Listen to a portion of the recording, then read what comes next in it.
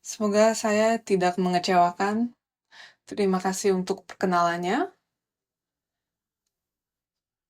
Selamat pagi, apa kabar kalian semua? Marilah kita awali dengan doa. Allah Bapa, terima kasih untuk kasih karunia-Mu yang memimpin kami untuk dapat hadir di IMW 2024. Terima kasih untuk firman yang telah Engkau berikan kepada kami. Terima kasih untuk memberikan kepada kita kesempatan untuk mempelajari firman ini. Kami berdoa Bapa agar Engkau menyelesaikan setiap masalah setiap pemimpin gereja yang hadir di tempat ini, dan supaya Engkau penuhi setiap hati mereka, setiap hati kami dengan roh-Mu, dan Engkau perkuatkan mereka supaya ketika mereka pulang ke rumah mereka masing-masing, mereka dapat membawa dampak kepada setiap orang yang mereka jumpa di sana, dan mereka dapat membawa berkat kepada bangsanya. Dan Bapa, kami berdoa agar Engkau memperkuat setiap mereka supaya mereka dapat memuliakan nama-Mu sepanjang hidup mereka. Dalam nama Tuhan Yesus kami berdoa dan ucap syukur. Amin. Saya senang hadir di sini, dan bagaimana kabar kalian? Apakah kalian lelah dari perjalanan? Siapa yang pergi dari tempat terjauh? Ghana, Nigeria, Ivory Coast. Berapa jauh itu semua? Saya kalau lihat peta dari Singapura, kayaknya Ghana yang paling jauh ya. Tapi saya dari New York, saya mengalahkan kalian. Saya mengalahkan kalian semua ya. Beda jamnya 12 jam.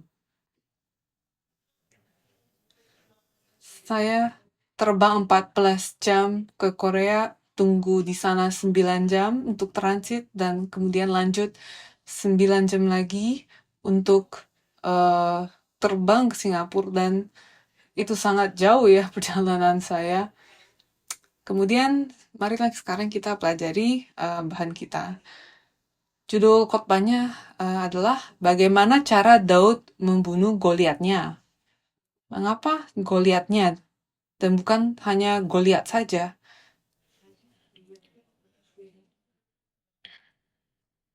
Kita harus, sebelum membahas ini, kita semua harus satukan pikiran dulu. Kita semua percaya bahwa Alkitab itu adalah firman Allah yang sempurna dan tidak salah, ya kan? Kita harus memiliki fondasi yang sama seperti ini, bahwa Alkitab adalah pintunya, adalah pintu gerbang yang membuat kita dapat percaya kepada Yesus Kristus, dan melalui Yesus Kristus kita dapat hadir kepada Allah Bapa. Sehingga Alkitab adalah buku yang paling penting. Tidak ada wahyu yang lebih tinggi daripada Alkitab. Dan saya tidak bilang bahwa tidak ada wahyu lain, tetapi tidak ada wahyu yang lebih tinggi dari Alkitab, dan semua wahyu harus diperiksa oleh Alkitab. Kalau itu tidak ditemukan di dalam Alkitab, maka itu tidak benar. Amin. Jadi itulah yang dibahas di sejarah penebusan. Sejarah penebusan membantu kita untuk kembali kepada Alkitab. Alkitab yang adalah tempat tertinggi di kehidupan kita. Sampai titik ini, kita telah mempelajari tentang masa hakim-hakim dan tentang Raja Saul. Tapi sekarang kita mau bahas tentang Raja Daud. Di buku Hakim-Hakim, di kitab Hakim-Hakim, diawali bahwa karena tidak ada raja di masa itu, maka mereka semua berbuat apa yang benar di mata mereka sendiri kan. Dan Raja Saul awalnya oke, tetapi akhir-akhirnya dia tidak taat kepada Allah. Maka Daud adalah standar emas dari semua raja-raja yang datang setelahnya, itu dibandingkan dengan dia. Jadi mengapa Raja Daud sangat baik? Apa yang membuatnya menjadi raja yang sangat baik?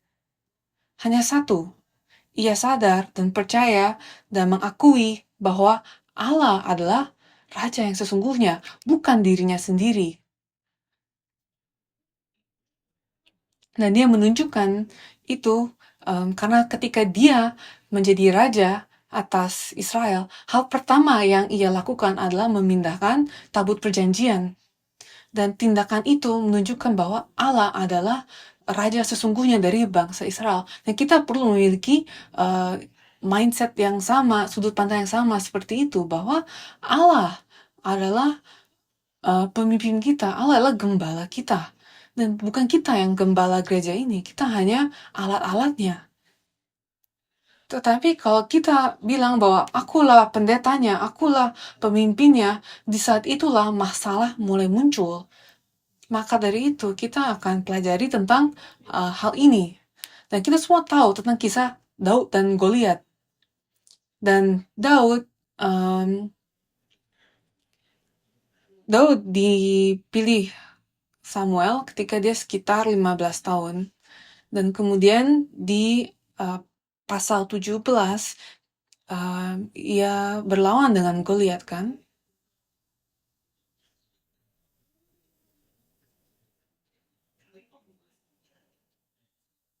Daud ketika Daud melawan Goliat, umurnya 15 tahun. Tetapi pada masa itu, semua orang yang mau maju melawan Goliat, usianya harus paling kecil 20 tahun. Jadi, siapakah Goliat itu?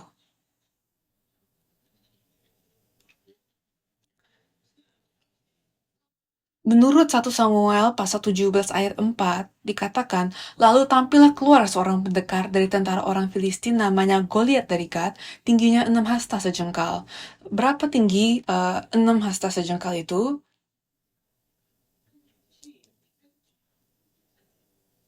Tingginya itu hampir 3 meter.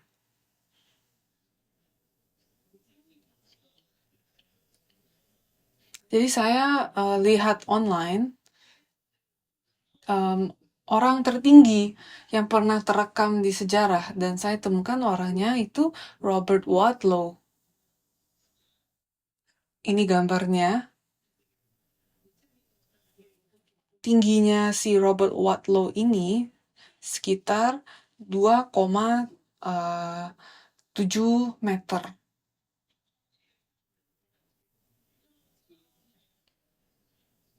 Dan tingginya dia hampir 6 hasta. Tapi Goliat itu lebih tinggi dari dia.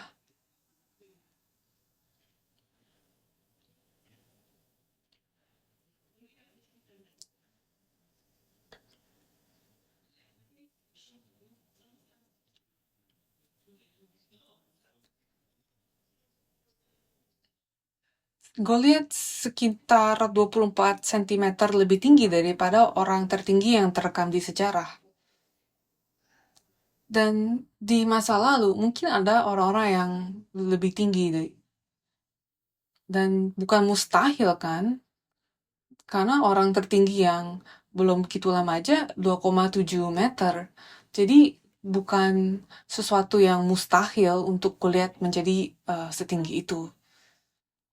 Jadi kalau kita lihat naskah-naskah Perjanjian Lama, dan kalau kita lihat naskah Laut Mati atau manuskrip Septuaginta, dikatakan bahwa tinggi Goliat itu 4 hasta dan 1 jengkal, yaitu sekitar 2 meter. Dan itu setinggi seorang pemain basket pada umumnya, kan? Jadi itu sangat mungkin, kan? Jadi bagaimanapun juga Goliat itu adalah orang yang sangat tinggi. Dan gak penting sebenarnya dia seberapa tinggi, tapi yang kita tangkap adalah dia sangat besar. Dan dia dijuluki sebagai seorang juara. Kata juara di dalam bahasa Ibrani adalah Ish Habenaim. yang artinya secara harfiah adalah orang yang berdiri di antara. Di masa dulu, di zaman itu, ketika seseorang mau pergi berlawan, maka banyak orang akan mati kan. Jadi yang mereka lakukan adalah mereka pilih satu wakil dari setiap sisi. Dan inilah yang sedang Goliat lakukan. Dia mau memancing seorang juara dari sisi Israel dan ia mau berlawan dengan dia. Karena juara yang dipilih itu mewakili bangsanya itu. Dan ini disebut sebagai pertarungan tunggal. Dan Goliat melakukan ini berulang kali. Tetapi dari bangsa Israel tidak ada yang mau maju untuk melawan Goliat. Dan satu hal lagi yang mau saya bahas sebelum kita masuk ke ceritanya adalah siapa yang sebenarnya membunuh Goliat. Karena kalau kita lihat di 2 Samuel pasal 21 ayat 19, dikatakan, dan terjadi lagi pertempuran melawan orang Filistin di Gob, Elhanan bin Yareoregim orang Bethlehem itu menewaskan Goliat orang Gad itu yang gagang tombaknya seperti pesa tukang tenun. Jadi menurut ayat ini, bukan Daud yang membunuh Goliat, tapi Elhanan.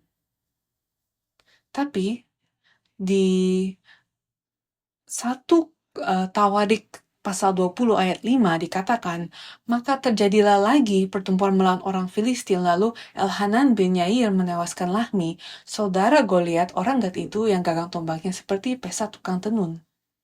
Jadi siapa yang membunuh Goliat? Apakah Daud atau Elhanan? Kalau kita melihat naskah Ibrani aslinya, kita bisa lihat siapakah Elhanan bin Yareoregim itu? Karena Elhanan itu bagian ini yang saya lingkari ini. Dan sebelum kata Elhanan adalah sebelum kata Elhanan adalah Fayak. Dan setelahnya adalah Ben Yareoregim. Tapi di sini adalah hanya Ben Yaur. Jadi apa yang terjadi? Kalau kita perhatikan baik-baik, secara teliti, kata ini adalah kata yang sama. Jadi Oregim dalam bahasa Ibrani adalah tukang tenun. Jadi ketika mereka menulis Alkitab, ada seseorang yang menulisnya dengan tulisan tangan. Karena waktu itu tentu tidak ada komputer kan.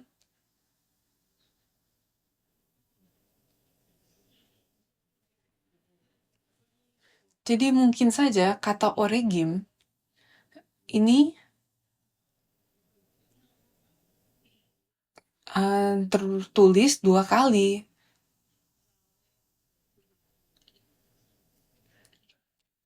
Dan ketika kita membuang satu Oregim, maka kita akan tahu bahwa bagian kedua ini dibanding dengan bagian pertama itu sama persis. Jadi orang ini sedang jadi kita bisa bayangin orang yang lagi menulis naskah ini, kita bisa bayangin mungkin dia menulis satu kata itu secara gak sengaja 2 kali.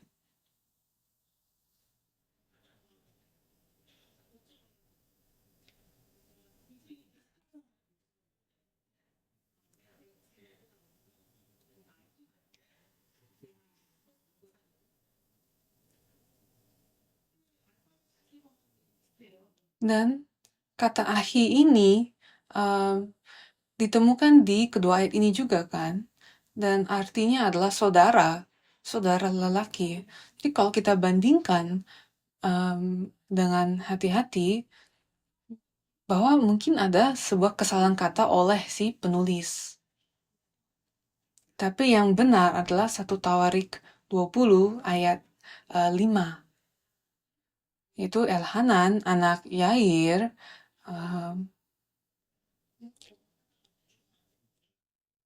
orang Jair, bukan Jair Oregim, karena Oregim berarti penenun. Elhanan, anak Yair ini, dia membunuh Lahmi, yang adalah saudara lelaki dari Goliat. Itulah yang dikatakan di kitab Ibrani aslinya. Jadi, Daudlah yang membunuh Goliat dan Elhanan yang membunuh saudara Goliat, yaitu Lahmi. Jadi, kita semua jelas ya. Kemudian lanjut, siapakah raksasa-raksasa ini? Kalau kita lihat di 1 Tawarik 20 ayat 4-8 dikatakan sesudah itu timbullah pertempuran melawan orang Filistin di Gezer. Pada waktu itu Sibkai, orang Husa, memukul kalah Sipai, seorang dari keturunan raksasa, dan mereka ditundukkan. Maka terjadi lagi pertempuran melawan orang Filistin, lalu Elhanan bin Yair menewaskan Lahmi, saudara Goliat orang Gad itu, yang gagang tombaknya seperti pesa tukang tenun.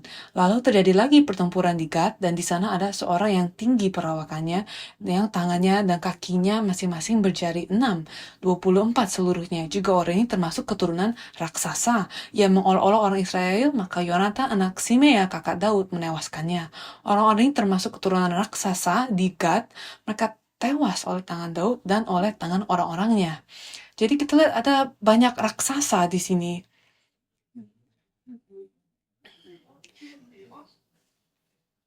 Dan siapa raksasa-raksasa ini? Kata raksasa dalam bahasa Ibrani adalah Rafa. Dan kata ini berasal dari akar kata yang sama dengan kata Rephaim. Di Ulangan pasal 2 ayat 10-11 dikatakan, dahulu orang Emim diam di sana, suatu bangsa yang besar dan banyak jumlahnya, tinggi seperti orang Enak. Mereka itu pun dikira orang Rephaim, seperti juga orang Enak, tetapi orang Moab menyebut mereka orang Emim. Jadi Rephaim ini bisa menjadi nama suatu suku atau bisa berarti raksasa, karena itu adalah kata yang sama. Dan juga di Bilangan pasal 13 ayat 32-33 dikatakan, juga mereka menyampaikan kepada orang Israel kabar busuk tentang negeri yang diintai mereka dengan berkata, negeri yang telah kami lalui untuk diintai adalah suatu negeri yang memakan penduduknya, dan semua orang yang kami lihat di sana adalah orang-orang yang tinggi-tinggi perawakannya. Juga kami lihat di sana orang-orang raksasa, orang Enak yang berasal dari orang-orang raksasa, dan kami lihat diri kami seperti belalang, dan demikian juga mereka terhadap kami. Dan kita ingatkan di perjalanan padang gurun, Musa mengirim 12 pengintai untuk melihat tanah Kanaan, dan 10 dari antara mereka memberikan laporan yang buruk, tetapi 2 yaitu Yosua dan Kaleb memberi laporan yang baik. Dan mereka berkata bahwa keturunan Enak ada di sana, dan mereka raksasa, mereka bagian dari Nephilim. Tapi kita harus mempelajari ini dengan hati-hati. Dari ayat sebelumnya kita tahu bahwa orang Enak adalah raksasa kan, dan mereka adalah bagian dari Nephilim. Dan karena itu banyak orang berkira bahwa Nephilim berarti raksasa. Tetapi bukan seperti itu. Karena apa yang dikatakan ayat ini adalah, katakanlah inilah Nephilim, lingkaran ini. Dan orang Enak adalah bagian dari kelompok ini. Dan mereka adalah kelompok raksasa. Tapi itu bukan berarti bahwa semua Nephilim adalah raksasa. Jadi kita harus mengerti bagian ini, siapakah Nephilim itu? Karena kebanyakan orang berpikir bahwa Nephilim itulah raksasa. Dan Alkitab menyebut Nephilim sebagai raksasa. Banyak orang berpikir seperti itu, dan saya mau katakan bahwa itu tidak benar. Kali pertama kata Nephilim ini muncul adalah di kitab Kejadian pasal 6 ayat 2-4. Dikatakan, maka anak-anak Allah melihat bahwa anak-anak perempuan manusia itu cantik-cantik, lalu mereka mengambil istri dari antara perempuan itu, siapa saja yang disukai mereka. Berfirmanlah Tuhan, rohku tidak akan selama-lamanya tinggal di dalam manusia, karena manusia itu adalah daging, tetapi umurnya akan 120 tahun saja. Pada waktu itu orang-orang raksasa ada di bumi, dan juga pada waktu sesudahnya, ketika anak-anak Allah menghampiri anak-anak perempuan manusia, dan perempuan-perempuan itu melahirkan anak bagi mereka. Inilah orang yang gagah perkasa. Di zaman purbakala, orang-orang yang kenamaan. Jadi ketika anak-anak Allah menikah dengan anak-anak perempuan manusia, muncullah Nephilim. Jadi itulah yang dipercayai banyak orang.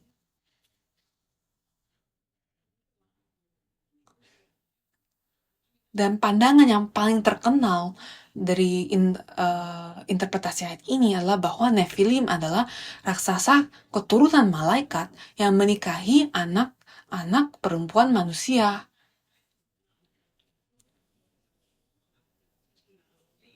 Dan itulah Nephilim. Mereka adalah campuran malaikat dengan manusia. Dan kalau itu terjadi di masa lalu, apakah itu berarti itu dapat tetap terjadi di masa sekarang? Apakah kalian pernah melihat malaikat turun dari surga dan menikahi seorang manusia?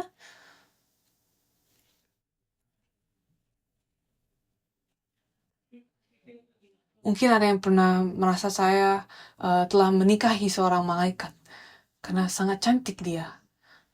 Dan kalau untuk itu saya bilang diam saja ya, karena bukan itu maksud saya. Apa yang Yesus katakan tentang hal ini? Di Matius pasal 22 ayat 30 dikatakan, karena pada waktu kebangkitan orang tidak kawin dan tidak dikawinkan, melainkan hidup seperti malaikat di sorga. Berarti malaikat itu tidak menikah, ya kan?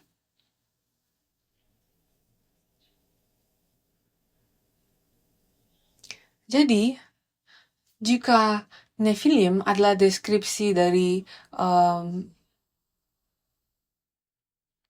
karakteristik yang fisik, berarti Kejadian pasal 6 ini adalah tentang hari-hari Nuh kan, sebelum air bah. Dan kalau Nephilim itu merujuk kepada ciri-ciri fisik, maka mereka semua itu pasti sudah mati dalam air bah kan. Dan kita tahu bahwa air bah itu terjadi di seluruh dunia. Semua orang mati kecuali keluarga Nuh. Berarti orang Nephilim juga dong. Kecuali mereka tinggi banget sampai kepala mereka di atas air, tapi nggak seperti itu kan.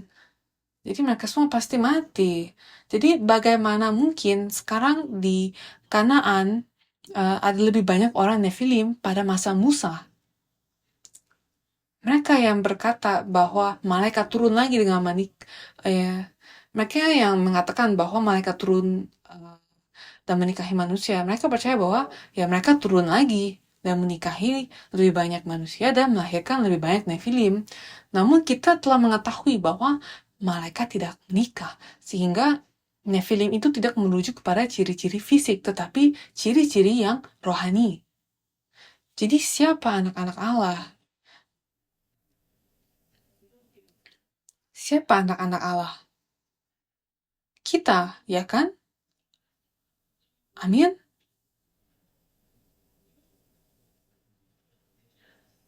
Jadi di Kejadian pasal 6, ketika dia membahas tentang anak-anak Allah, dia sedang membahas tentang garis keturunan Set.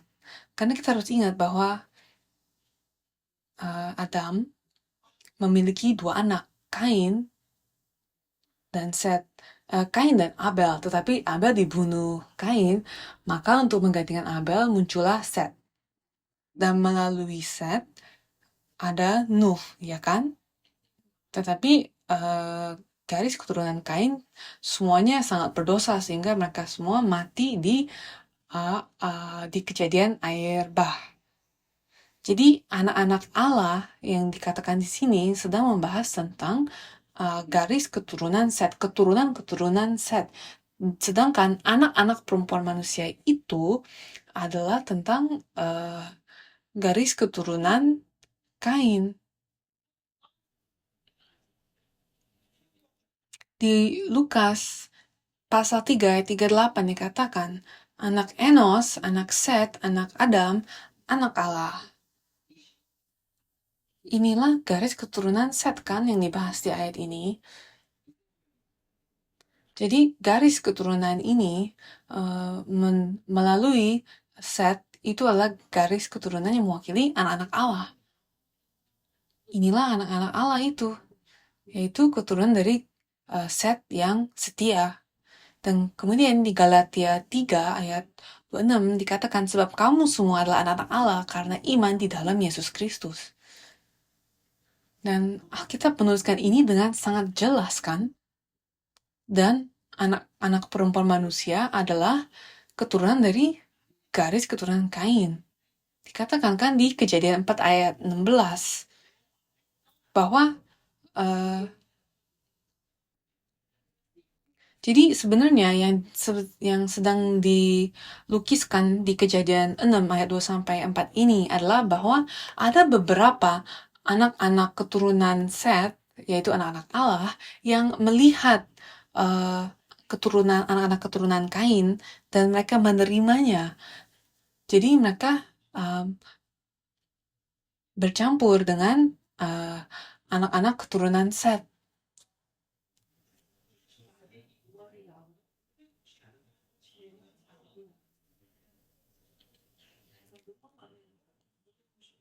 Dan di Kejadian 5 ayat 30 dikatakan kan ditulis bahwa Nuh memiliki beberapa anak-anak lain kan.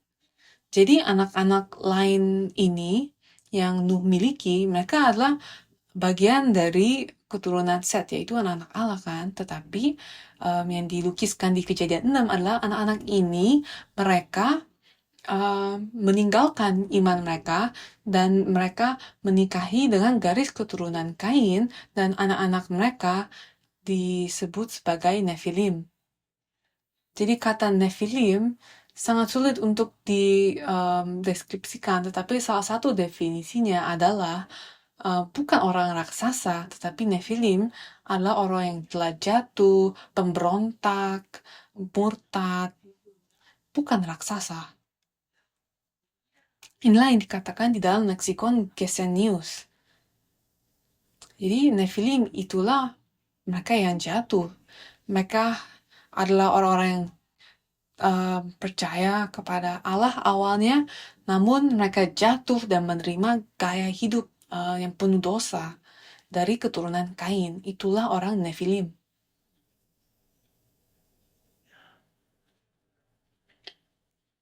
Jadi sekarang kembali ke topik utama kita, yaitu Goliat. Marilah kita lihat pelajaran sejarah penebusan dari para raksasa. Jadi Goliat belum tentu adalah seorang Nephilim, ya kan? Tetapi ia adalah seorang raksasa. Jadi pelajaran apa yang diberikan oleh musuh-musuh yang diperangi Daud kepada kita di hari ini? Apa yang diajari oleh para raksasa ini dan si Goliat ini?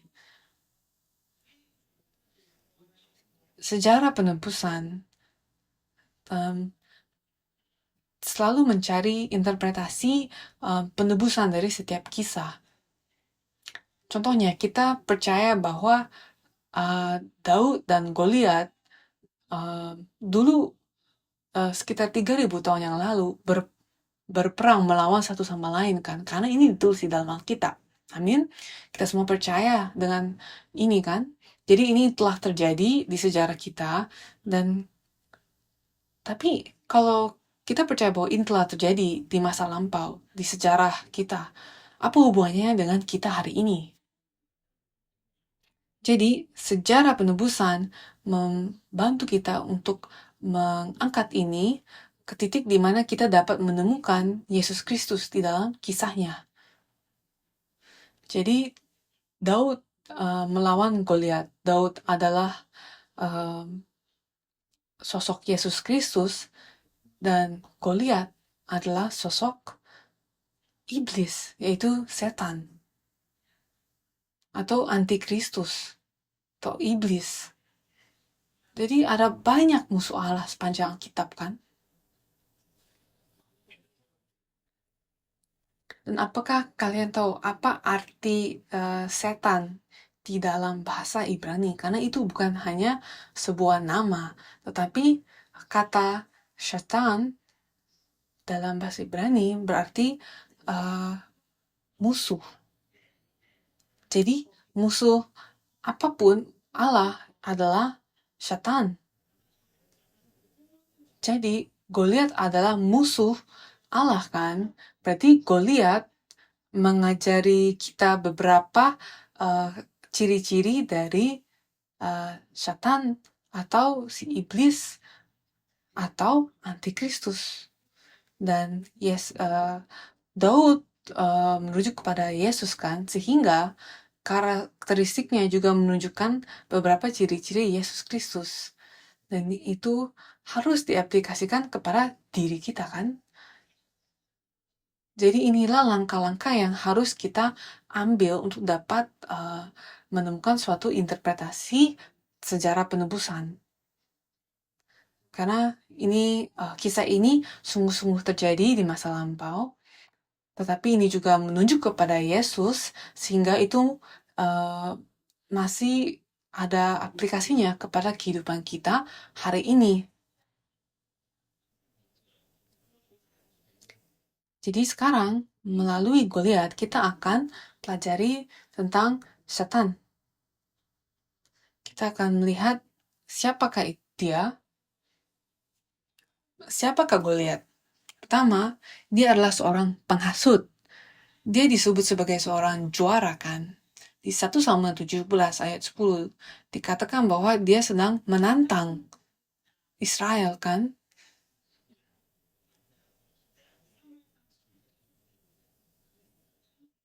Jadi dia selalu menghasut sebuah perlawanan. Satan adalah raja dari penghasutan. Dia adalah raja dari perselisihan. Namun Yesus adalah raja damai. Jadi bagaimana kita berkelahi? Bagaimana kita dapat memenangkan peperangan ini? Kita harus mengikuti raja damai kita. Sehingga jika kita ikut berkelahi, maka kita kalah. Tidak peduli siapa yang memenangkan pertarungan, jika kita terlibat dalam pertarungannya, maka kita kalah. Dan kedua, Goliat adalah seorang raksasa yang mengikuti hawa nafsu kedagingannya. Seorang raksasa juga menunjukkan kepada kedagingan yang sangat besar, yang sangat-sangat besar. Dan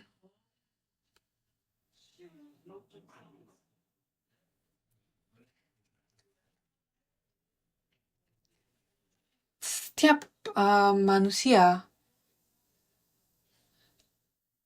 sedang melawan suatu perlawanan rohani, yaitu perlawanan yang dikatakan di Galatia pasal 5 ayat 17, di mana dikatakan sebab keinginan daging berlawanan dengan keinginan roh dan keinginan roh berlawanan dengan keinginan daging, karena keduanya bertentangan, sehingga kamu setiap kali tidak melakukan apa yang kamu kehendaki. Dan ini peperangan yang dilalui oleh setiap orang di bumi.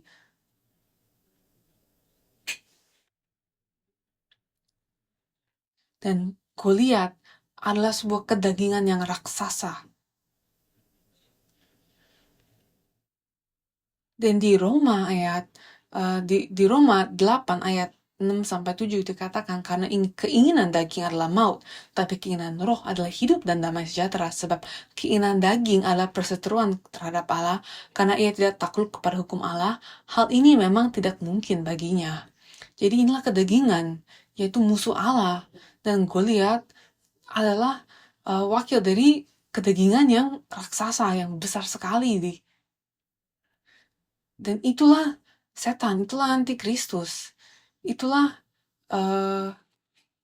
makhluk buas itulah binatang buas yang ditulis di dalam kitab Wahyu. Dan ketiga, Goliat itu sombong. Salah satu kata untuk tinggi dalam bahasa Ibrani adalah rum, yang berarti ditinggikan, tinggi, atau bangga.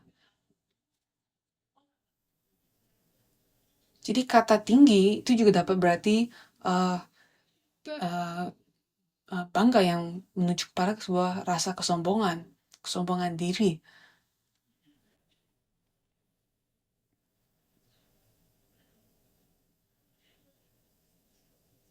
Jadi ini adalah beberapa ciri-ciri dari iblis. Dia adalah seorang penghasut, dia adalah sebuah kedagingan yang raksasa, dan dia sombong.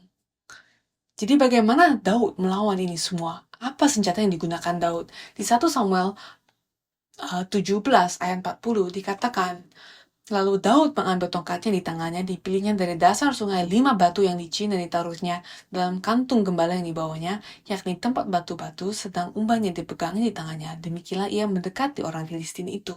Jadi Alkitab dengan jelas menekankan bahwa Daud tidak pergi ke sana dan pergi berperang seperti orang pada umumnya. Di 1 Samuel 17 ayat 45, Daud berkata, engkau mendatangi aku dengan pedang, tombak, dan lembing, tetapi aku mendatangi engkau dengan nama Tuhan semesta alam, Allah segala barisan Israel yang kau tantang itu. Ayat 47, dan supaya segenap jemaat ini tahu bahwa Tuhan menyelamatkan bukan dengan pedang dan bukan dengan lembing, sebab di tangan Tuhan pertempuran, dan ia pun menyerahkan kamu ke dalam tangan kami. Dan di ayat 50, demikianlah Daud mengalahkan orang Filistin itu dengan umban dan batu, yang mengalahkan orang Filistin itu dengan membunuhnya tanpa pedang di tangan. Dia tidak membawa pedang apapun. Dan Alkitab menekankan poin ini. Mengapa Alkitab menekankan poin ini? Dia sedang berkata bahwa Daud tidak melawan Goliat seperti orang yang berperang secara umum. Jadi kita pun tidak berperang seperti orang-orang pada umumnya. Kalau ada orang yang datang untuk memperangi kalian di gereja, ya kita jangan ikut serta dalam perlawanan seperti itu. Kita jangan berkelahi seperti itu. Nah, kita lihat Daud itu mewakili Yesus kan, dan apakah Yesus melakukan perkelahian yang semua orang mau ia lakukan? Enggak kan? Yesus enggak berlawan seperti itu kan? Dia tidak berkelahi kan? Di Yohanes 18 ayat 36 dikatakan, jawab Yesus, kerajaanku bukan dari dunia ini. Jika kerajaanku dari dunia ini, pasti hamba-hambaku telah melawan, supaya aku jangan diserahkan kepada orang Yahudi. Akan tetapi kerajaanku bukan dari sini. Dan kita lihat Yesus tidak mengangkat pedang apapun kan, sama seperti Daud. Dia tidak berkelahi dengan pedang, dan kita pun jangan berkelahi dengan pedang. Kita sedang berkelahi, kita sedang melawan suatu perkelahian yang rohani, bukan fisik. Dan seperti Yesus, kita jangan melawan manusia. Kita jangan berkelahi seperti manusia, tapi kita harus berkelahi secara rohani. Kita ada di barisan depan melawan perlawanan rohani. Jadi kemudian ketika Abigail memanggil Daud, dia menyebut Daud sebagai seseorang yang melawan pertempuran Allah. Ada di 1 Samuel 25 ayat 28.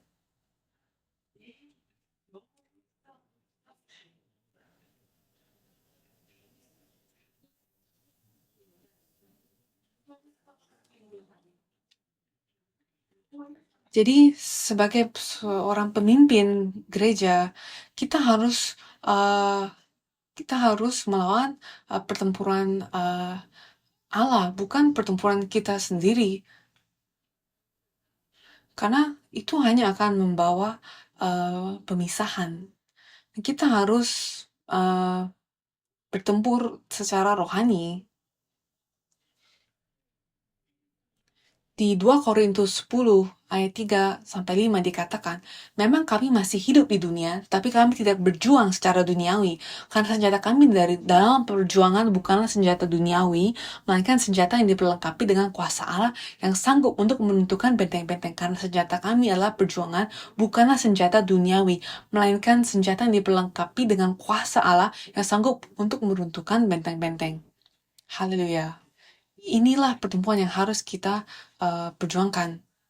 Pertemuan-pertemuan Allah, bukan dengan pedang atau pistol, tetapi dengan kasih dan firman dan iman. Jadi bagaimana Daud membunuh Goliat? Ia uh, Ia melempari batu ke dalam dahinya kan. Batu dalam Alkitab melambangkan firman Tuhan dan Yesus Kristus. Dan batu itu menembus dahinya kan. Dan dahi di dalam Alkitab sangat penting. Dahi melambangkan pikiran, kepercayaan kita, dan sudut pandang kita. Dan kita lihat kan di 2 Korintus 10 ayat 3-5 dikatakan bahwa kita meruntuhkan benteng-benteng kan, dan di Keluaran 28 ayat 36 dikatakan juga bahwa juga harus engkau membuat patam dari emas murni, dan pada patam itu kau ukirkanlah diukirkan seperti materai kudus bagi Tuhan. Dan di ayat 38 dikatakan patam itu harusnya ada pada dahi Harun, dan Harun harus menanggung akibat kesalahan terhadap segala yang dikuduskan oleh orang Israel, yakni terhadap segala persembahan kudusnya. Maka haruslah patam itu tetap ada pada dahinya, sehingga Tuhan berkenan akan mereka. Berarti sudut pandang, berarti dahi Harun harus ditutupi dengan patam ini yang berkata kudus bagi Tuhan, sehingga pikiran-pikiran dia, keyakinan dia, sudut pandang dia itu harus kudus bagi Tuhan. Dan dahi di dalam Alkitab itu sangat penting kan. Ada seorang raja yang bernama Uzia. Awalnya dia adalah raja yang baik, tetapi kemudian dia menjadi sombong. Di 2 Tawarik 26 ayat 16 dikatakan, setelah ia menjadi kuat, ia menjadi tinggi hati sehingga ia melakukan hal yang merusak. Ia berubah setia kepada Tuhan Allahnya dan memasuki bait Tuhan untuk membakar ukupan di atas mezbah pembakaran ukupan. Yang kita belajar kan, bahwa raja tidak boleh melakukan apa yang dilakukan oleh imam besar kan, oleh seorang imam kan.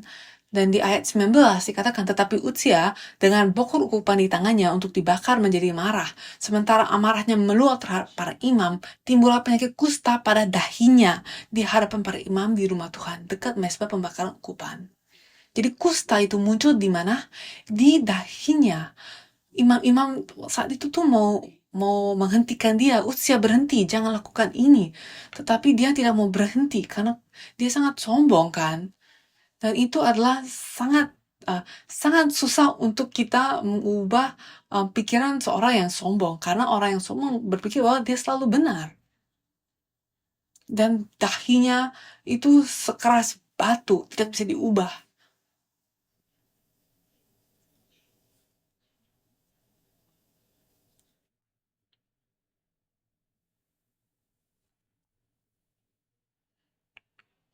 Dan terakhir, di Wahyu 7 ayat 3-4, di akhir zaman, dikatakan, inilah yang akan Tuhan lakukan untuk melindungi anak-anaknya. Katanya, janganlah merusakkan bumi atau laut atau pohon-pohon sebelum kami memeteraikan hamba-hamba Allah kami pada dahi mereka. Dan aku mendengar jumlah mereka yang dimeteraikan itu 144.000 yang telah dimeteraikan dari semua suku keturunan Israel. Jadi apa ini? Dahi itu menunjukkan pikiran kita kan? Jadi bagaimana kita dapat mengubah pikiran kita? Melalui firman Tuhan. Itulah meterai yang perlu kita terima. Firman Tuhan. Karena batu itu melambangkan firman atau Yesus kan. Dan Daud melempar batu itu masuk ke dalam dahi Goliat dan itu yang membunuhnya kan. Berarti firman itu harus masuk ke pikiran kita dan membunuh kedagingan kita.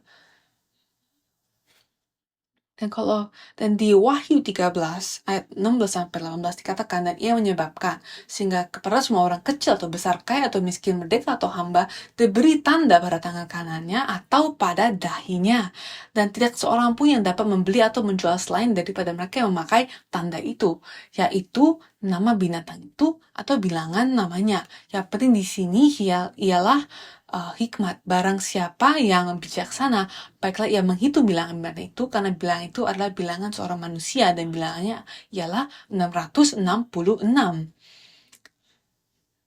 Jadi kalau kita tidak dimeteraikan dengan meterai Allah di dahi kita, kita akan menerima ini di dahi kita. Itulah yang dikatakan. Nah, kalau kita lihat di ayat selanjutnya, di Wahyu 14 ayat 1 adalah, dan aku melihat sesungguhnya anak domba berdiri di bukit Sion, dan bersama-sama dengan dia 144.000 orang, dan di dahi mereka tertulis namanya dan nama Bapanya. Jadi kita harus memiliki ini di dahi kita untuk melindungi kita dari tanda si binatang buas. Jadi sebagai kesimpulan, Goliat adalah binatang buas. Binatang buas, ia adalah kedagingan yang raksasa di dalam diri kita sendiri. Kesombongan di dalam diri kita, kedagingan yang raksasa itu, hawa nafsu itu, pikiran kedagingan itu, itulah Goliat. Dan hanya dengan melempari batu ke dalam dahi kita, yaitu hanya melalui firman Allah, kita dapat membunuh Goliat di dalam diri kita. Jadi firman Allah itu harus dimeteraikan di dalam pikiran kita, dan pikiran kita harus diubah melalui firman. Pekerjaan-pekerjaan kita, tindakan kita juga harus berubah melalui firman kita, melalui firman Allah. Dan itulah cara kita membunuh Goliat. Dengan firman Allah. Jadi setiap kali kita datang untuk menyembah Allah, dikatakan di Roma 12 ayat 1-2 dikatakan, karena itu saudara-saudara, demi kemurahan Allah aku menasihat kamu supaya kamu mempersembahkan tubuhmu sebagai persembahan yang hidup, yang kudus, dan yang berkenan kepada Allah. Itu adalah ibadahmu yang sejati. Janganlah kamu menjadi serupa dengan dunia ini, tetapi berubahlah oleh pembaharuan budimu, sehingga kamu dapat membedakan manakah kehendak Allah, apa yang baik, yang berkenan kepada Allah, dan yang sempurna. Jadi setiap hari Allah, setiap hari Tuhan, ketika kita melihat firman Tuhan, itu adalah satu batu yang kita masukkan kepada dahi kita.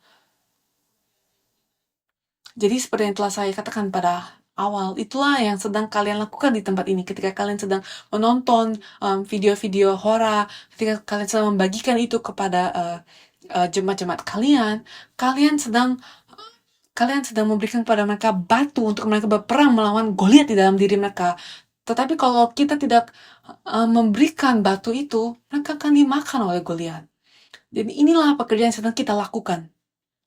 Dan ini sangat penting. Dan dalam melakukan pekerjaan Tuhan, kita tidak dapat melakukan itu dengan kedagingan. Goliat adalah kedagingan. Dan kita tidak dapat berlawan dengan kedagingan kita. Karena ini adalah sebuah pertempuran rohani. Tubuh kita dapat bergerak, tetapi itu harus dipimpin oleh Roh Kudus. Dan kalau kita tidak memiliki firman Allah, mau sebaik apapun niat kita, lambat laun, Goliat akan menang. Dan itulah masalahnya. maka kita harus mengisi diri kita dengan firman Allah. Kita perlu batu untuk melempari Goliat. Kalau kita melempari dia sekali, dia bisa kembali lagi. Jadi, saya tahu banyak orang Kristen di luar sana, mereka sangat semangat dan untuk melakukan pekerjaan Allah. Tetapi kalau mereka tidak memiliki firman Allah, inilah yang akan terjadi. Di Roma 10 ayat 2-3 dikatakan,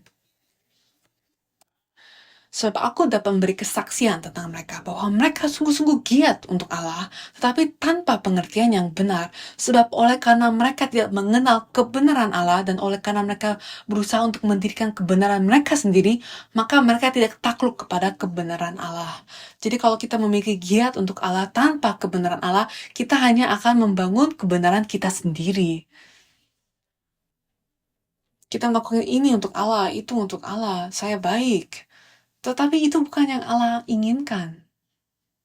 Jadi apa yang harus kita lakukan? Pertama, kita harus mengisi diri kita dengan firman Allah supaya kita dapat mengenal kehendak Allah yang sesungguhnya.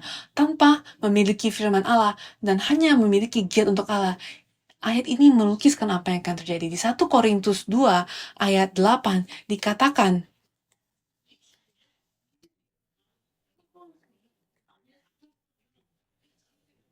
tidak ada dari penguasa dunia ini yang mengenalnya, sebab kalau sekiranya mereka mengenalnya, mereka tidak menyalibkan Tuhan yang mulia. Mereka membunuh Yesus. Dan Yesus berkata sesuatu yang mirip kepada murid-muridnya. Yesus bilang, kamu akan dikucilkan. Bahkan akan datang saatnya bahwa setiap orang yang membunuh kamu akan menyangka bahwa bahwa ia berbuat bakti bagi Allah. Mereka akan berpikir bahwa mereka sedang melakukan kehendak Allah dengan membunuh pengikut-pengikut Yesus. Itu terjadi karena mereka tidak memiliki firman Allah di dalam diri mereka. Hanya ada giat. Jadi giat tanpa firman sangat bahaya. Jadi, saudara-saudaraku di dalam Kristus, apa yang kita perlukan? Kita perlukan firman Allah.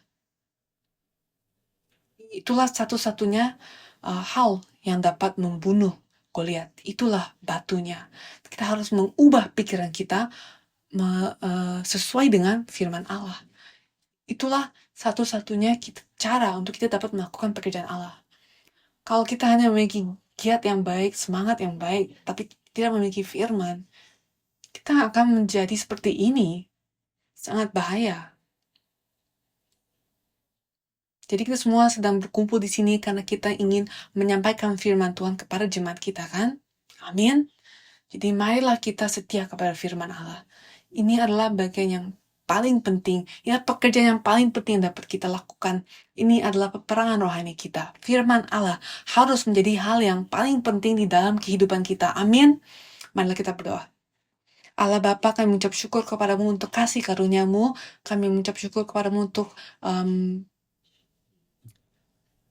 untuk hari ini yang telah Engkau berikan kepada kami, di mana kami dapat berkumpul dan mendengar firman-Mu, dan kami sangat bersyukur Bapa ketika banyak yang bekerja di sini untuk melayani-Mu, dan Bapa, saya berdoa agar Engkau mengingat setiap dari mereka dan Engkau merekam setiap usaha mereka di dalam surga, dan Engkau berkati kehidupan mereka supaya mereka dapat selalu berjalan bersama-Mu. Allah Bapa, saya berdoa agar Engkau juga hadir di sini dan Engkau berkati setiap yang datang dari tempat yang jauh, dan kiranya Engkau berikan kepada mereka berkat yang luar biasa, yaitu firman Allah, dan kiranya firman itu dapat berakar di dalam hati mereka supaya mereka dapat membunuh Goliat di dalam diri mereka, dan mereka dapat memuliakan-Mu di bangsa mereka, dan mereka dapat menjadi suatu terang yang membawa kehidupan kepada jiwa-jiwa yang sedang berkeliaran di dalam kegelapan. Dan kiranya Engkau tuntun setiap mereka untuk datang kepada firman-Mu. Dan kami tahu bahwa kami tidak layak, Bapa. Tetapi Engkau telah memilih kami untuk melakukan pekerjaan ini. Jadi kami mengucap syukur kepadamu dan kami memberikan semua kemuliaannya kepadamu saja, dan bantulah kami untuk dapat dipimpin oleh rohmu saja setiap waktu, dan bantulah kami supaya kami dapat selalu semangat untuk mengisi diri kami, mengisi pikiran kami dengan firman-Mu saja, supaya kami tidak melakukan apa yang baik di mata kami, tapi kami melakukan apa yang menjadi kehendak-Mu. Bapa, berikanlah kami hikmat melalui firman-Mu, bantulah kami untuk dapat mengerti dan mengenal firman-Mu, dan membagikan firman-Mu, dan kami mengucap syukur untuk setiap berkat telah Kau berikan kepada kami, dan kami naikkan doa ini dalam nama Yesus Kristus. Amin.